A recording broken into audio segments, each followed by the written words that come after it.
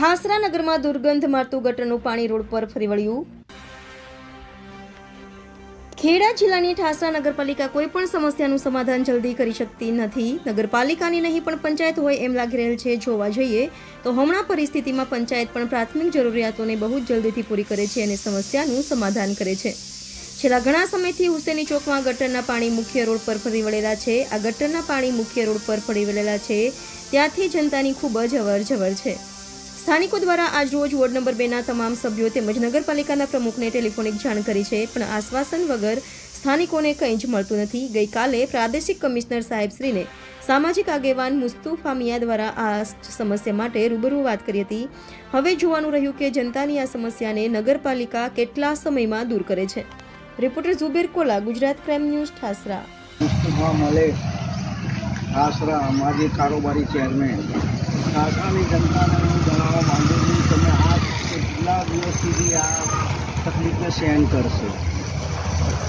ઠાસરાના chief officer Shri, પ્રમુખશ્રી તથા ચૂંટાયેલા સદસ્યો, શું તમને આ નથી જોવાતું કે આ કેટલા દિવસથી આવી સમસ્યામાં અમે જીવી રહ્યા છીએ?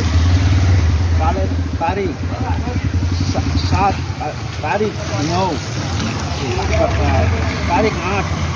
8 રોજ ઠાસરાની મુલાકાતે કમિશનર સાહેબ RCMથી ખુદ પધારેલા।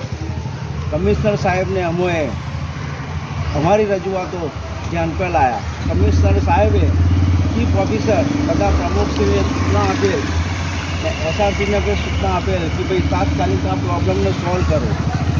કમિશનરશ્રીની સૂચનાને બી આ નગરપાલિકાના અધિકારીઓ તથા પદ અધિકારીઓએ કોઈ જાતનું ધ્યાન પર લીધેલ નથી અને આજે ઠાસરાની જનતા આટલી ગંદકીમાં જીવી રહી છે। નગરપાલિકાના સદસ્યો અને ચીફ ઓફિસર, શું તમે ખાલી ઓફિસમાં જ બેસી અને જાફત કરવા જ માંગો છો? શું ઠાસરાની જનતાને આવામાં રાખવા માંગો છો તમે? જો જનતા જાગશે તો તમારે ખુરશીઓ છોડી નાખવું પડશે, ના છૂટકે અમારે આંદોલન કરવાની ફરજ પડશે। તેની સંપૂર્ણ જવાબદારી નગરપાલિકાના અધિકારી તથા પદ અધિકારીઓની રહેશે।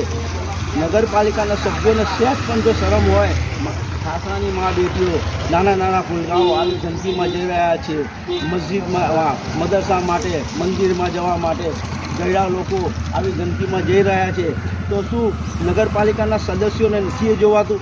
વોટ લેવા માટે ઘરે ઘર ફરતા હતા, આજે જનતાની તમે કોઈ સાંભળતા નથી। ના છૂટકે અમારે આંદોલન કરવાની ફરજ પડશે અને એની સંપૂર્ણ જવાબદારી જે તે અધિકારી તથા પદ અધિકારીશ્રી રહેશે અને જરૂર પડશે તો હાઈકોર્ટમાં અમારે PR દાખલ કરવી પડશે।